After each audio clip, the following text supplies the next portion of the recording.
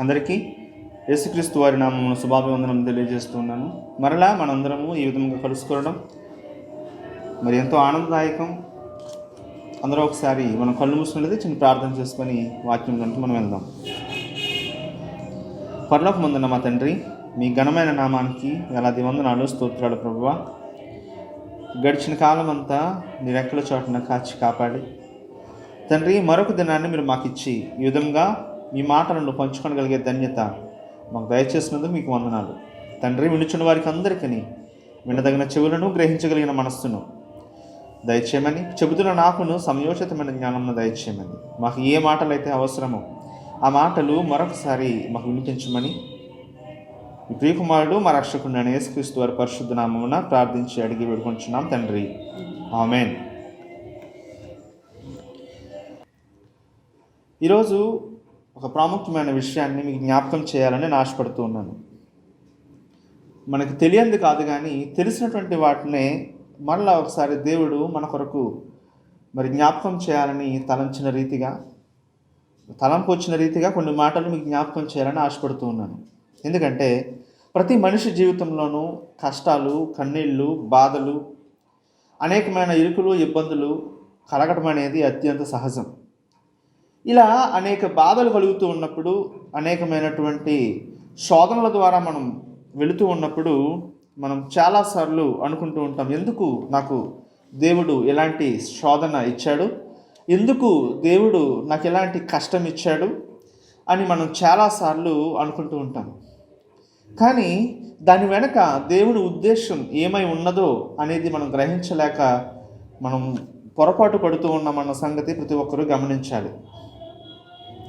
దేవుడు ఎందుకు మనకి శోధన ఇచ్చాడు? మరొక చోట చెప్తూ ఉంటాడు కదా, మనం సహింపశక్యము కానటువంటి శోధన మనకు రాదు. మనం ఎంతవరకు సహించగలమో అంతవరకు మనల్ని శోధించడానికి తగిన శోధన వస్తుంది. అబ్రహాము, ఇస్సాకు అక్కడ ఆ సన్నివేశంలో మరి ఆ ఇస్సాకుని బలి అర్పించడానికి మరి తీసుకుని వెళ్తూ ఉన్నప్పుడు అంతవరకు అబ్రహాం గారు సహించగలిగిన శక్తి కలిగిన వాడుగా ఉంటూ ఉన్నాడు. కాబట్టి అంత శోధన అబ్రహాం గారికి వచ్చింది. కానీ మీరు గమనించవలసిన మాట, దేవునికి తెలియదా ఇది ఉంటాడా ఉండడా? దేవునికి తెలియదా? సరే ఆలోచించండి. ఇప్పుడు నేను ఎలా ఉంటానో నా దేవునికి తెలుసు. నన్ను చేసినటువంటి నా దేవునికి నేను ఎలా ఉంటానో, నేను ఏ పరిస్థితుల్లో ఏ విధంగా చేస్తానో నా దేవునికి తెలియదా? తెలుసు. తెలియదంటారా తెలుసు అంటారు? తెలియదు. చెప్పండి. ఇప్పుడు అబ్రహాం గారు ఇస్సాకుని బలి ఇవ్వడానికి అతను వెళ్ళడానే దేవునికి తెలియదా? తెలుసు. అయినప్పటికీ ఎందుకు అడిగాడు? అయినప్పటికీ ఎందుకు మనల్ని పరీక్ష పెట్టాలి అనుకుంటున్నాడు అని మనం ఆలోచన చేసినట్లయితే, ఎందుకు పరీక్ష పెట్టాలి అని అనుకుంటున్నాడో తెలుసా? నీ గొప్పతనం సకల జనాలకి తెలియపరచబడాలి. ఈ రోజున అబ్రహాం గురించి మనం చెప్పుకుంటున్నామంటే, అబ్రహాము విశ్వాసులకు తండ్రి అని చెప్పుకుంటున్నామంటే ఎందువల్ల చెప్పుకుంటున్నాం? ఒక పరీక్షలో విన్ అయ్యాడు, గెలిచాడు.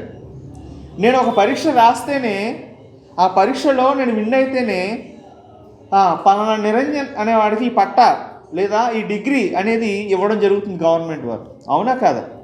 ఒకవేళ విన్ అవ్వకపోతే నేనంటూ నిరంజన్ అనే ఒకడు ఎవరికి తెలియదు. అంతే కదా? ఒక పరీక్ష పెట్టారు గవర్నమెంట్ వారు, పరీక్షలో ఉత్తీర్ణులు అయితేనే అందరికీ పరీక్షలో పాస్ అయ్యాడనే వివరణ తెలుస్తుంది. పెట్టకపోతే తెలీదు. అలాగే దేవుడికి నువ్వేమిటో తెలుసు, నీ మనసేమిటో తెలుసు, నువ్వు ఎలా ఉంటావో తెలుసు, ఏం చేస్తావో తెలుసు. Everything he no head. నీ గురించి, అది ఆ అమ్మాయి అయినా అబ్బాయి అయినా ఎవరి గురించి అయినా దేవునికి ప్రతి విషయము కూడా తెలుసు. తెలిసినా మరెందుకు మనల్ని మరలా శోధిస్తున్నాడు, ఎందుకు మనల్ని కష్టాల గుండా పంపిస్తున్నాడు అని ఆలోచన చేస్తే, నీ యొక్క ఆ వ్యక్తిత్వం అనేది మరొకరికి అది ఏం చేయాలి?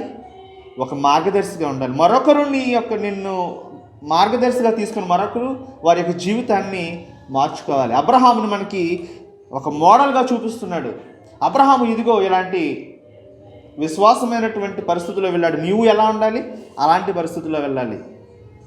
నేను ఈరోజు ఒక అతని గురించి మీకు పరిచయం చేయాలనుకుంటున్నాను. మీకు ఆల్రెడీ పరిచయం ఉన్నటువంటి వ్యక్తులే మరొకసారి నేను చూపించాలనుకుంటున్నాను. ఆయనే యోసేపు గారు.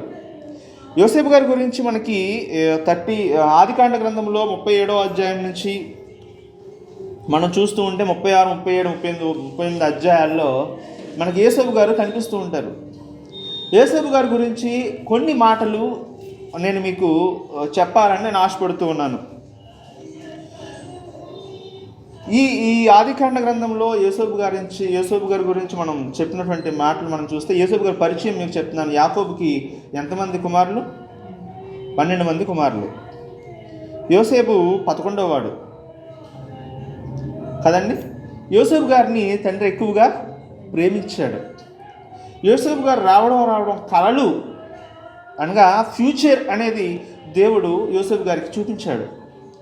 యోసేపు గారికి వచ్చినటువంటి కళను చూసి మరి వారి యొక్క కుటుంబ సభ్యులైనటువంటి అన్నలు, తల్లిదండ్రులు కూడా అభ్యంతరపడ్డారు. మనం ఈ లోకంలో కూడా మనం అనేక సార్లు దేవునికి ఇష్టడుగా బ్రతకాలనుకున్నప్పుడు అనేకమైనటువంటి మాటలు మనం పడవలసిన అవసరత ఉంటుంది. మనల్ని ఎగతాళి చేసేవాళ్ళు కూడా ఉంటారు ఖచ్చితంగా. అదేవిధంగా యోసేపును కూడా వారి యొక్క ఫ్యామిలీ మెంబర్స్ అయినటువంటి వాళ్ళ అన్నలు ఎగతాళి చేయడం అనేది జరిగింది. వీడు కళ్ళగానే వాడు వస్తున్నాడు రోయ్ అని. అతడు తన భవిష్యత్తు గురించి చెప్పబోయే ముందు అన్నయ్యలకి ఈర్ష్య కలిగింది. వీడేంటి మన మీద నాయకత్వం చేస్తాడా తమ్ముడు అని ఒకలాంటి పగను పెంచుకున్నారు, అమ్మేశారు కదండి. ఇదంతా మీకు తెలుసు. ఇక్కడ నేను మీకు జ్ఞాపకం చేయబోయే విషయం ఏంటంటే, ఒక అన్నలు తమ్ముడిని అమ్మేసినప్పుడు, తమ్ముడి స్టేజ్లో నువ్వు ఉంటే, ఒకవేళ తమ్ముడి స్టేజ్లో నువ్వు ఉంటే, అన్నయ్యలు అమ్మేస్తూ ఉంటే యోసేపు గారు పడినటువంటి బాధ ఎలా ఉంటుందో ఒకసారి ఆలోచన చేయమని నేను జ్ఞాపకం చేస్తూ ఉన్నాను. అంటే మీకు అర్థమై ఉంటుంది. మనకి కూడా ఇంతకంటే ఎక్కువ కష్టం వచ్చిందంటారా? మనకి అంతకంటే ఎక్కువ బాధ వచ్చిందంటారా? రాలేదు కదండి. నాకు తెలిసి ఎవరికి వచ్చిండదు. ఎందుకంటే అన్నయ్యలు అమ్మేస్తున్నారు. ఎవరో పరాయి వాళ్ళు ఇంకొకరు నేరం మోపట్లేదు, కానీ అన్నయ్యలు అమ్మేస్తున్నారు. అది ఎవరికి అంటే ఇస్మాయిలీలకి అమ్మేస్తున్నారు. జాగ్రత్తగా గమనించండి. ఇస్మాయిలీలకి యాకోబు గారి సంతానానికి బద్ధ శత్రుత్వం. మీకు దానికి ముందు యొక్క చరిత్ర చదివితే మనకు అర్థమవుతుంది. బద్ధ శత్రుత్వం మీకు తెలుసు ఆ విషయం. ఇస్మాయిలీలకి అన్నయ్యలు అమ్మేస్తున్నారు. ఎవరైనా ఇంకో నా తమ్ముడిని అమ్మేస్తున్నారంటే కొనుక్కుంటారంటారా? కొనుక్కోరు. మరి ఏం చెప్పి అమ్మేసి ఉండాలి? ఇదిగో మా ఇంట్లో పనోడు అని చెప్పి అమ్మేసి ఉండాలి బహుశా, అంతే కదా. మా ఇంట్లో పనోడు మా ఇంట్లో సరిగా పని చేయట్లేదు, సో ఇలా పని చేయట్లేదు కాబట్టి నేను అమ్మేస్తున్నాను అని అన్నయ్యలు ఇస్మాయిలీలకి అమ్మేశారు. అన్నయ్యలు బాధ పెడుతూ ఉన్నప్పుడు, అన్నయ్యలు వేరే వాళ్ళకి అమ్మేస్తూ ఉన్నప్పుడు, అమ్మ నాన్న నేను అమ్మేస్తున్నారు, నేను మరలా మిమ్మల్ని చూస్తానో చూడనో తెలియనటువంటి ఆవేదన యోసేపు గారి హృదయంలో ఉంటుందంటారా, ఉండదంటారా? బహుశా నాకు తెలిసి యోసేపు గారికి అప్పటికి 16-17 సంవత్సరాల వయసు ఉండొచ్చేమో. మరీ అంత చిన్నపిల్లవాడు కాదు, అలాగే మరీ అంత పెద్ద పిల్లవాడు కాదు. సో 16-17 సంవత్సరాల వయసు ఉన్నటువంటి ఒక అబ్బాయిని తల్లిదండ్రులకు దూరంగా, బంధువులకు దూరంగా, మరి దూర దేశానికి బానిసగా అమ్మేస్తున్నారు. అలా బానిసగా అమ్మేస్తూ ఉన్నప్పుడు ఆ యోసేపు గారి యొక్క మానసిక స్థితి ఏ విధంగా ఉంటుందంటారు? మనం జాగ్రత్తగా ఆలోచించేద్దాం. అలాంటి స్థితిలోంచి మనం పోల్చుకుంటే మనకొచ్చే కష్టాలు, మనకొచ్చేటువంటి శ్రమలు అది ఏమాత్రము అనేది మనం ఆలోచించాలి. చాలా తక్కువ. బానిసగా అమ్మేశారు. అమ్మేసిన తర్వాత వాళ్ళు ఏం చేశారు? ఎక్కడికో తీసుకెళ్ళి అక్కడ ఆ రోజుల్లో బానిసలను వేలం వేసే పరిస్థితి ఉండేది. ఇప్పుడు గేదెలను ఎలా అయితే వేలం వేస్తున్నారో అదేవిధంగా సంతలో నిలబెట్టి బానిసలను అమ్మేసే పరిస్థితి. ఆ రోజున యోసేపు గారిని కూడా ఇస్మాయిలీలు ఆ విధంగా అమ్మేస్తే మరి మరొక ఆయన కొనుక్కున్నారు. అప్పుడు పరిస్థితి ఎలా ఉంటుంది? బజార్లో నిన్ను నిలబెట్టి నిన్ను అమ్మేస్తూ ఉంటే ఒక బానిసగా, బానిసలు బ్రతుకు చాలా చాలా చాలా హీనం అన్నమాట. అలాంటి బానిసగా యోసేపు గారు నమ్మిస్తూ ఉన్నప్పుడు అతని యొక్క మానసిక స్థితి ఎలా ఉంటుందో ఒకసారి ఆలోచించండి. కానీ యోసేపు గారు దేవుని యొక్క స్థితికి అంగీకరించాడు. అంటే మీకు ఒక విషయం గమనించాలి. మోషే గారి జీవితాన్ని మనం గమనించినట్లయితే మోషే గారు ఇంచుమించుగా 40 సంవత్సరాలు అనుకుంటా, 40 సంవత్సరాల వయసు వచ్చే వరకు కూడా ఎక్కడ పెరిగాడు? రాజమందిరంలో పెరిగాడు. సకల విద్యలు అభ్యసించాడు. మీరు జాగ్రత్తగా గమనించండి. మోషే గారు సకల విద్యలు అభ్యసించాడు. ఎక్కడ? రాజగృహంలో. అంటే రాజు తర్వాత రాజే. ఇంకొంతకాలం ఆగితే రాజుని చేసి ఉండేవారు. కానీ అంతటి సకల భోగభాగ్యాలను విడిచిపెట్టి దేనికోసం వచ్చేసాడు? దేవుని కోసం, దేవుని పని చేయడం కోసం వచ్చేసాడు. కానీ ఈ రోజున మనం దేనికోసం వెంపర్లాడుతూ ఉన్నామంటే అలాంటి భోగభాగ్యాలు కావాలని దేవుని పనిని వదిలేసి మనం పరిగెడుతూ ఉంటాం. దేవుని మాటను వదిలేసి ఆస్తుల వైపు, ఆస్తుల సంపాదన వైపు పరిగెడుతూ ఉంటాం. కానీ మోషే గారు చేసిన పని ఏంటో తెలుసా? దాన్ని వదిలేశాడు. సకల విద్యలు వదిలేశాడు. ఈ రోజున మనం అంటాం సకల విద్యలు కూటి కొరకే అంటాం. ఆ రోజున మోషే గారు సకల విద్యలు దేవుడి కోసమే ఖర్చు పెట్టాడు. ఎందుకంటే అక్కడ ట్రైనింగ్ చేశాడు దేవుడు.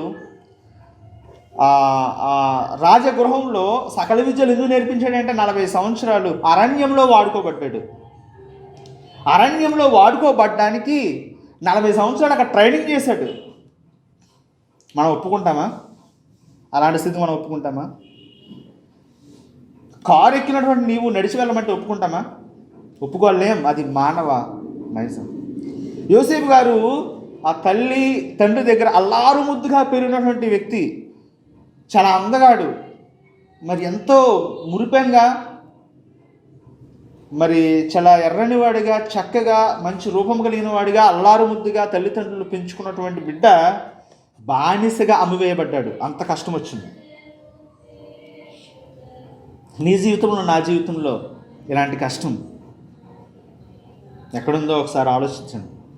చిన్న చిన్న కష్టాలకే దేవుడిని నిందించేవారుగా, దేవుడి మీద నెపం మోపేవారుగా, ఇంకెందుకు నాకు దేవుడు అనుకునేవారుగా మనం ఉంటున్నామేమో. యోసేపు గారిని ట్రైనప్ చేశాడు. ఎందుకు ట్రైనప్ చేశాడు? తర్వాత సంతానం అక్కడికి రప్పించబడాలి, కరువు వస్తుంది. దానికోసం ముందుగా యోసేపుని పంపించాడు. యోసేపు అనేక మందికి ఆశీర్వాదకరంగా ఉండాలి అంటే ముందుగా ఏం చేయబడ్డాడు? నలగగొట్టబడ్డాడు. ముందుగా కష్టాలు అనుభవించాడు, మానసిక ఆవేదన అనుభవించాడు. ఇక్కడ 3 విషయాలు గమనించండి. ఆత్మీయుల మధ్యన శిక్ష అనుభవించాడు. మరొకటి టెస్ట్ చేయబడ్డాడు. ఒక అమ్మాయి లేదంటే అక్కడ ఉన్న పనిచేస్తున్నటువంటి ఒక ఆవిడ మరి అతన్ని లోబరుచుకోవాలని చూసినప్పుడు విదిలించుకొని వెళ్ళిపోయాడు. మన జీవితంలో కూడా అనేక చిక్కుడు బంధాలు లాగుతూ ఉంటాయి. సంపాదన దేవుని పని అన్నప్పుడు మనం దేని వైపు మొగ్గు చూపుతాం? పేరు ప్రఖ్యాతుల దేవుని పని. కష్టమా అంటే దేవుని పని అంటే దీని అర్థం ఏంటో తెలుసా? కష్టం. దేవుని పనిలో అవమానాలు ఉంటాయి. దేవుని మాటలు చెప్తున్నప్పుడు ఎగతాళి ఉంటుంది. దీనికి ఇష్టపడతామా? ఇష్టపడం. ఆ రోజున యోసేపు గారు నీతికి నిజాయితీకి నిలబడినప్పుడు 10 మంది ముందు నిలబెట్టి అవమానపరిచాడు. ఎందుకు అవమానపరిచాడు? చెయ్యని తప్పుకు శిక్ష అనుభవించాడు. అయినప్పటికీ యోసేపు గారి యొక్క మనసులో ఉన్నటువంటి ఆవేదన ఎలా ఉండుంటుంది అంటారు?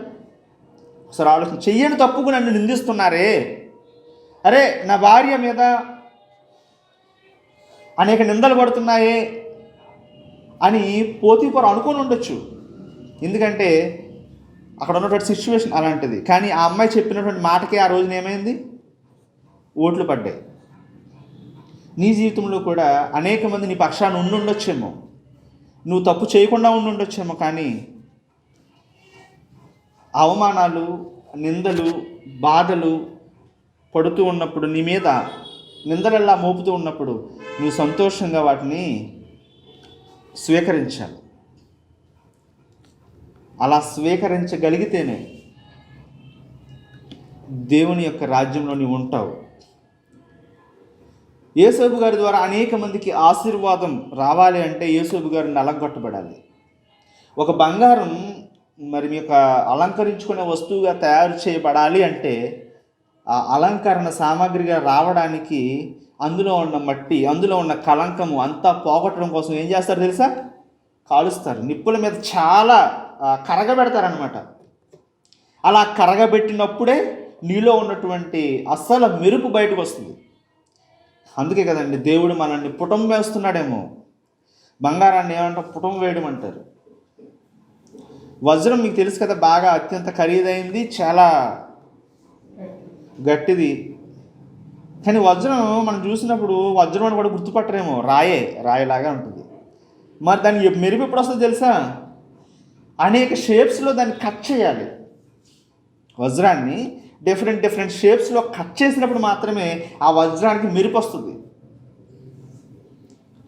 నిన్ను కూడా దేవుడు ఈ రోజున కట్ చేయాలనుకుంటున్నాడు. శ్రమల గుండా నిన్ను పంపించాలనుకుంటున్నాడు. అనేకమైన శోధనల ద్వారా నిన్ను పంపించాలనుకుంటున్నాడు. ఎందుకు ఈ మాట చెప్తున్నానంటే, ఈ రోజున అనేక మంది నాకు కష్టాలు వస్తున్నాయి, నాకు బాధలు వస్తున్నాయి, నేను దేవుణ్ణి నమ్ముకొని ఏంటి ఉపయోగం, నేను ప్రతి వారం చర్చికి వెళ్ళి ఏంటి ఉపయోగం, ఇంత పని చేసి దేవుని కోసం ఇంత సేవ చేసే నాకు ఎందుకు ఇలాంటి కష్టం వచ్చింది, ఎందుకు ఇలాంటి మానసిక ఆవేదన నాకు కలుగుతుంది అని అనుకోవచ్చు. నీకు మానసిక ఆవేదన వస్తుంది అంటే, నీకు శోధన వస్తుంది అంటే, నీకు కష్టం వస్తుంది అంటే దాని అర్థం ఏంటో తెలుసా? నువ్వు పనిలో ఉన్నావు కాబట్టి. ఎలాంటి కష్టము లేదు, నేను సుఖంగా హాయిగా ఉన్నాను అంటే దాని అర్థం ఏంటో తెలుసా? నువ్వు దేవునిలో జారిపోయినా ఉండాలి, లేదా దేవునికి అవిధేయుడిగానైనా నువ్వు ఉండాలి. నీకు కష్టం వచ్చింది అంటే నీవు దేవుని పనిలో ఉన్నావని అర్థం. నువ్వు కష్టం వచ్చింది అంటే నీవు దేవుని యొక్క ఆలోచనలో ఉన్నావని అర్థం. నీకు శోధన వస్తుంది అంటే నువ్వు దేవునికి దగ్గరగా ఉన్నావని అర్థం. అది లేదు, జీవితం సుఖవంతంగా సౌకర్యవంతంగా వెళ్ళిపోతుంది అంటే దేవునికి నువ్వు దూరంగా ఉన్నావని అర్థం. దయచేసి గమనించండి ప్రియమైన వారులారా, నీవు దేవునికి దగ్గరగా ఉన్నావా, దూరంగా ఉన్నావా? శోధనలు మన మీద వస్తున్నప్పుడు, కష్టాలు మనకు వస్తున్నప్పుడు నువ్వు ఆనందించాలి. నేను దేవునికి దగ్గరగా ఉన్నాను కాబట్టి కష్టం వస్తుంది. చూడండి, ఎప్పుడైనా ఏదైనా పని చేస్తేనే దాని యొక్క ఇదేంటో తెలుస్తుంది. పని చేయకుండా ఖాళీగా ఉన్నవాడికి ఏమీ తెలియదు. పని చేస్తేనే కదండి పడతాయి. ఒక సామెత ఉంటుంది, ఏంటంటే కాసే చెట్టుకి రాళ్ళ దెబ్బలండి. కాయకుండా ఉందేమో దాని జోలికి ఎవరు వెళ్ళరు. నీవు దేవుళ్ళో ఫలిస్తున్నావు కాబట్టి, నీవు దేవుళ్ళో అనేకమైన కార్యాలు చెయ్యాలని ఆలోచిస్తున్నావు కాబట్టి నేనేం చేయాలి? అది వెళ్లకుండా ఆపు చేయాలి. మొదటిది సాతానుగాడి యొక్క తంత్రం. రెండవది, నువ్వు పని చేస్తున్నావు కాబట్టి శోధనలోకి నువ్వు వెళ్తుంది. ఎందుకో తెలుసా? నిన్ను ఇంకా షైనప్ చేయడానికి. ఆ శోధనలోంచి నువ్వు పడుతున్నటువంటి ఆ గుంటలోంచి నువ్వు పైకి వచ్చినప్పుడు నువ్వు నేర్చుకుంటావు. ఒక ట్రైనింగ్ స్టేజ్ దేవుడు నిన్ను ట్రైనప్ చేస్తాడు. పోలీస్ డిపార్ట్మెంట్లో ఒక ఎస్ఐగా రావాలి అంటే, లేదంటే ఒక పోలీస్ ఆఫీసర్ అవ్వాలంటే ఎంత కఠినమైన ట్రైనింగ్ ఉంటుందో తెలుసా మీకు? వాళ్ళు ఇక్కడికి రావడానికి ముందు చాలా కఠినమైన ట్రైనింగ్ అనమాట. ఎన్నెన్నో కష్టాలు, బరువులు మోయాలి. పనిష్మెంట్ కూడా చాలా తీవ్రంగా ఉంటుంది. అంతటి కఠినమైన శ్రమను ఓర్చుకున్న తర్వాతే ఇస్తారు. కొంతమంది ఆ ట్రైనింగ్ భరించలేక పారిపోయి వచ్చేసిన వాళ్ళు కూడా ఉంటారండి. అన్ని టెస్టులు పాస్ అయ్యి ట్రైనింగ్కి వెళ్ళి ట్రైనింగ్ తట్టుకోలేక పారిపోయి వచ్చేసిన వాళ్ళు చాలామంది ఉంటారు. మన జీవితంలో కూడా దేవుడు ట్రైనింగ్ ఇస్తున్నాడు. నువ్వు ఒక సైనికుడిగా తయారు చేయాలని ట్రైనింగ్ ఇస్తున్నాడు. దేవుని కోసం బలమైన సైనికుడిగా వాడబడాలని ట్రైనింగ్ ఇస్తున్నాడు. అలాంటి ట్రైనింగ్ తీసుకోవడానికి నువ్వు సిద్ధంగా ఉన్నావా లేదా? ఈరోజు నువ్వు సిద్ధంగా ఉంటే దేవుడిచ్చే ట్రైనింగ్లో నువ్వు నిలబడాలి. ఏమంటే ఎగ్జామ్ అందరూ రాస్తారు, కొంతమంది విన్ అవుతారు. చివరి వరకు సహించిన వాడే విన్ అవుతాడు. యేసేపు గారి జీవితంలో చివరి వరకు సహించాడు. అన్నయ్యలు అమ్మేసినప్పుడు సహించాడు. పోతీఫర్ ఇంట్లో అవమానం జరిగినప్పుడు సహించాడు, జైల్లో వేసినప్పుడు సహించాడు, అడుగడుగున సహించాడు. కాబట్టే ఒకానొక రోజు వచ్చినప్పుడు ఏమయ్యాడు? యోసేపు రాజు అయ్యాడు. అవునంటారు కాదంటారు? మన 60-70 సంవత్సరాల ఈ జీవితకాలం అంతా ఒక పరీక్ష అనుకుంటే, ఈ పరీక్షలో నువ్వు విజయం సాధిస్తే నీకోసం నా కోసం కూడా జీవ కిరీటం ఉంచబడుతుంది. అలాంటి జీవ కిరీటం మనం పొందుకోవాలి అంటే శ్రమల గుండా, శోధనల గుండా నువ్వు వెళుతూ విజయం సాధించాలి, నిలబడాలి. శోధన వచ్చిందని పడిపోయామనుకోండి, అది నిలబడదు.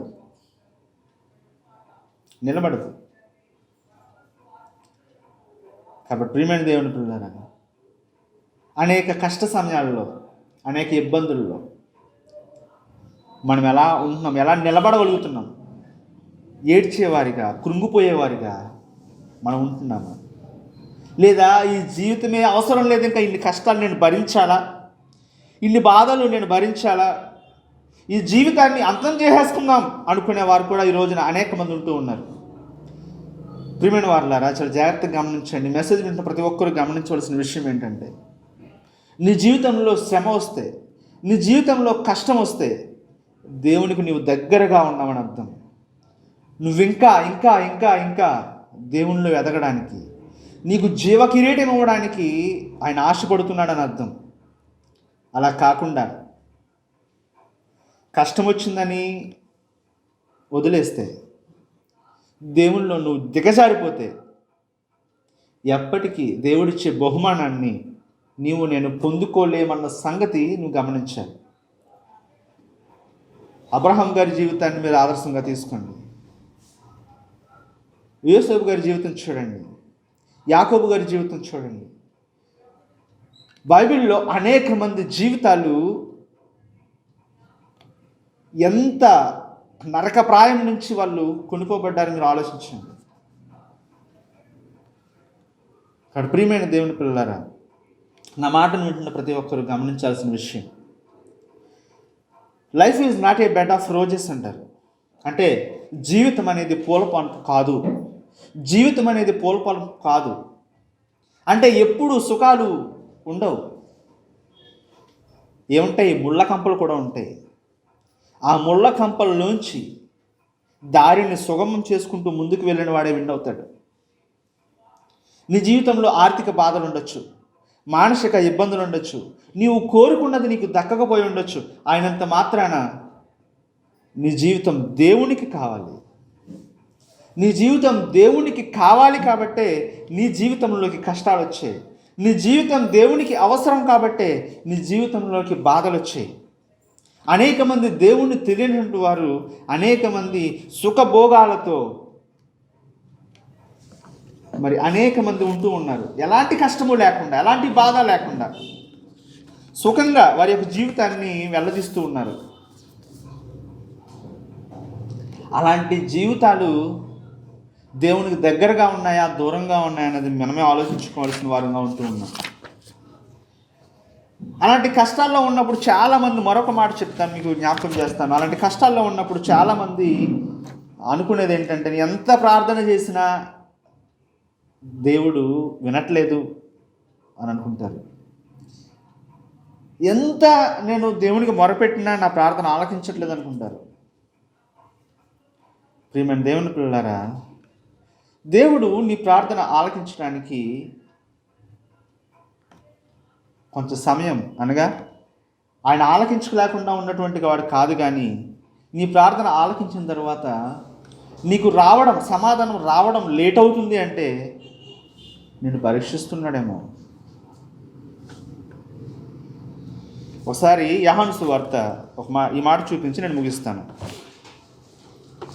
యోహాను సువార్త 11వ అధ్యాయం. యోహాను సువార్త 11వ అధ్యాయం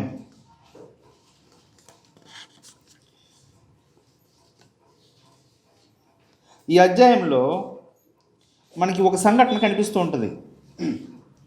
మనం జాగ్రత్తగా గమనించినట్లయితే ఈ అధ్యాయంలో మనకు ఒక సంఘటన కనిపిస్తూ ఉంటుంది. ఏంటి ఆ సంఘటన అంటే, లాజరు చనిపోతాడు. లాజరు చనిపోతాడు. 3వ వచనం చదువుతున్నాను.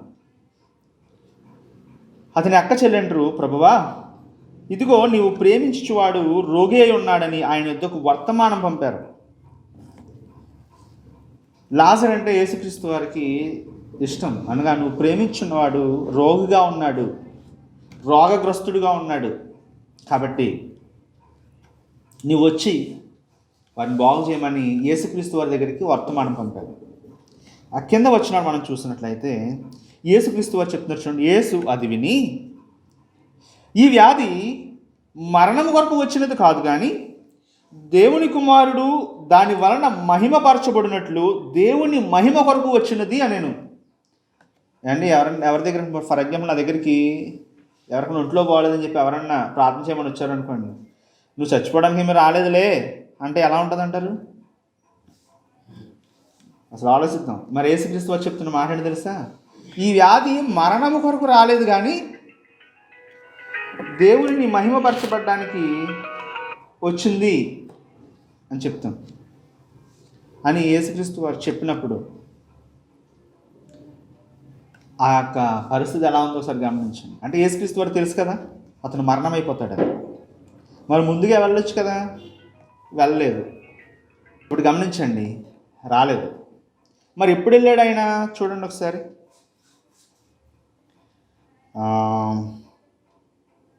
చూడండి 6వ వచనం చూడండి ఒకసారి. అతడు రోగి అయి ఉన్నాడని యేసు వినినప్పుడు తానున్న చూడని ఇంకా 2 దినములు ఉన్నాడు. ఆయన వెంటనే వెళ్ళలేదు. నువ్వు ప్రార్థన చేసినప్పుడు కూడా వెంటనే రాకపోవచ్చు. ఎందుకు రాకపోవచ్చు? దేవుని మహిమార్థమై ఏదైనా జరగాలేమో, ఒక మెరాకిల్ జరగాలేమో, అందుకనే రాకపోవచ్చు. యేసుక్రీస్తు వారు ఇంకా 2 రోజులు అక్కడే ఉన్నారు. చెప్పారు కదండి, చెప్పిన వెంటనే వెళ్ళాలి కదా, ప్రియమైన వాడే కదా, యేసుక్రీస్తు వారు ప్రేమించినటువంటి వాడే కదా, వెళ్ళాలి కదా. యేసుక్రీస్తు వారు వెళ్ళారు, ఇంకా 2 రోజులు అక్కడనే ఉన్నారట. చూడండి, కిందకి వెళ్ళండి ఒకసారి. కిందకి వెళ్తే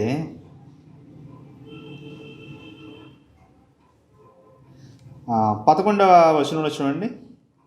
మన స్నేహితుడైన లాజరు నిద్రించుచున్నాడు, అతన్ని మేలుకొలుప వెళ్ళుచున్నానని వారితో చెప్పగా శిష్యులు, ప్రభువా, అతడు నిద్రించిన ఎడల బాగుపడుననిరి. యేసు అతని మరణమును గూర్చి ఆ మాట చెప్పాను, కానీ వారు ఆయన నిద్ర విశ్రాంతిని గురించి చెప్పారేమో అనుకున్నారు. యేసుక్రీస్తు వారు ఆల్రెడీ గ్రహించి చనిపోయాడు. చనిపోయిన తర్వాత యేసుక్రీస్తు వారు వెళ్తున్నారు. మన జీవితంలో చాలాసార్లు అనుకుంటాం, అంతా అయిపోతుంది, అంతా అయిపోయింది, ఇంకా నా ప్రార్థన జవాబు రాలేదు.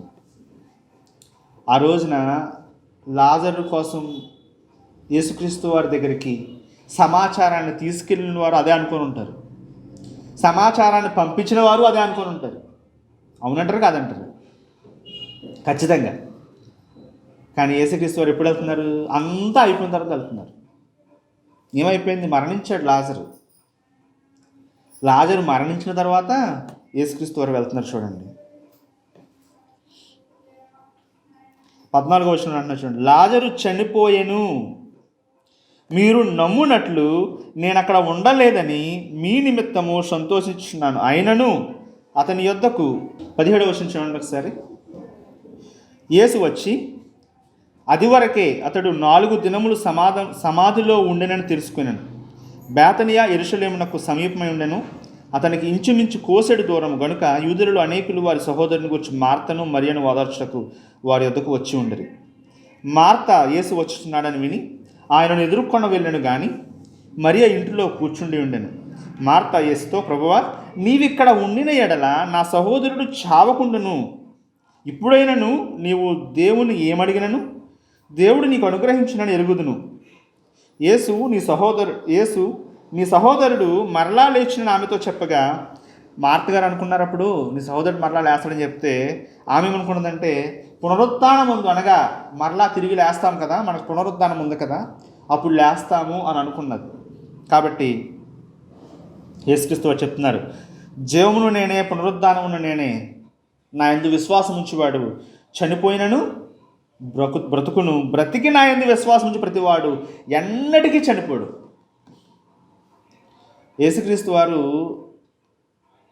ఎప్పుడు వెళ్ళారండి? చనిపోయిన 4 రోజులకి.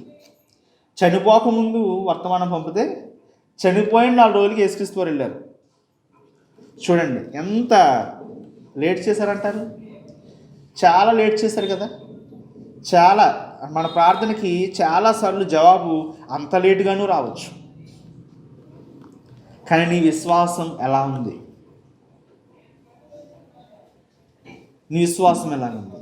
అబ్రహామును పరీక్ష చేసినప్పుడు దేవుడు చివరి వరకు కత్తి ఎత్తేసాడు. అవునా కాదా? చంపడానికి సిద్ధమైపోయాడు కదా, బలి ఇవ్వడానికి సిద్ధమైపోయాడు. అంతవరకు పరీక్షించాడు. నువ్వు చివరి వరకు ప్రార్థన చేస్తున్నప్పుడు చివరి వరకు విశ్వాసంతో ఉన్నావా లేదా? నీ విశ్వాసము గూర్చి ఆయన సాక్ష్యం ఇవ్వాలి. అబ్రహాము గురించి సాక్ష్యం ఇచ్చాడు కదండి. అలాగే దావీదు గారి గురించి కూడా దేవుడు సాక్ష్యం ఇచ్చాడు. దావీదు నా హృదయానుసారుడు అని సాక్ష్యం ఇచ్చాడు. అవునా కదా?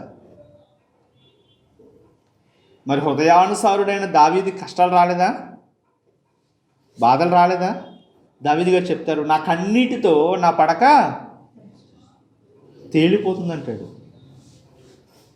కన్నీటితో పడక తేలిపోవడం ఏంటండి? ఎప్పుడైనా వరద వచ్చినప్పుడు పడక తేలుతుంది.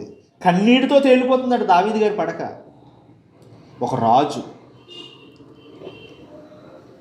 కాబట్టి ప్రియమైన దేవుని పిల్లలారా, కష్టాలు వచ్చాయని, ఇబ్బందులు వచ్చాయని, దేవునికి దూరం అయిపోయే పరిస్థితిలో ఉంటే, లేదా కష్టం వచ్చిందని, ఇబ్బంది వచ్చిందని, నీ జీవితం ఇదే చివరి అనుకుంటే చాలా పొరపాటు.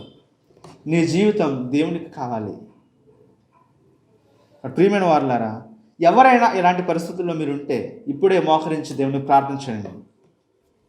ఇంకా నేను ఎంతవరకు సహించగలను అంతవరకు నేను సహించగలిగే శక్తి నాకు ఇమ్మని. ఏదైతే మనకు నేర్పించాలనుకుంటున్నాడో ఆ నేర్పించిన దానికి మనం దాసోహం అవ్వాలి. అనగా నేర్పించే దానికి మనం ఏం చేయాలి? స్వీకరించగలగాలి. దేవుడు నేర్పిస్తున్నాడు కూడా స్వీకరిస్తేనే మనకు వస్తుంది. అంతే కదా. టీచర్ బడిలో పాఠం చెప్పినప్పుడు పిల్లవాడు వింటేనే కదా నేర్చుకుంటాడు. వినకపోతే వాడు అలాగే ఉంటాడు.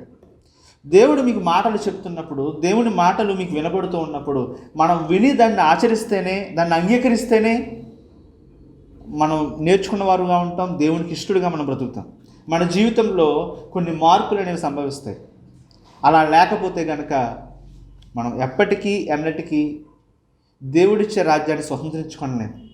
అక్కడ ప్రియమైన వారులారా, కష్టం వచ్చిందని, బాధ వచ్చిందని దేవుణ్ణి నిందించకుండా దాని వెనక ఆయన ఉద్దేశం ఏమిటో గ్రహించడానికి, నీకు వచ్చే కష్టం వెనక దాని ఉద్దేశం ఏమిటో గ్రహించడానికి అందరము సమాయత్తం అవుదాం. దేవుని వాక్యాన్ని నేర్చుకుందాం, వాక్యాన్ని అధ్యయనం చేద్దాం, దేవుని మనసు ఏమిటో గ్రహిద్దాం, దేవునిలో చివరి వరకు పోరాడదాం.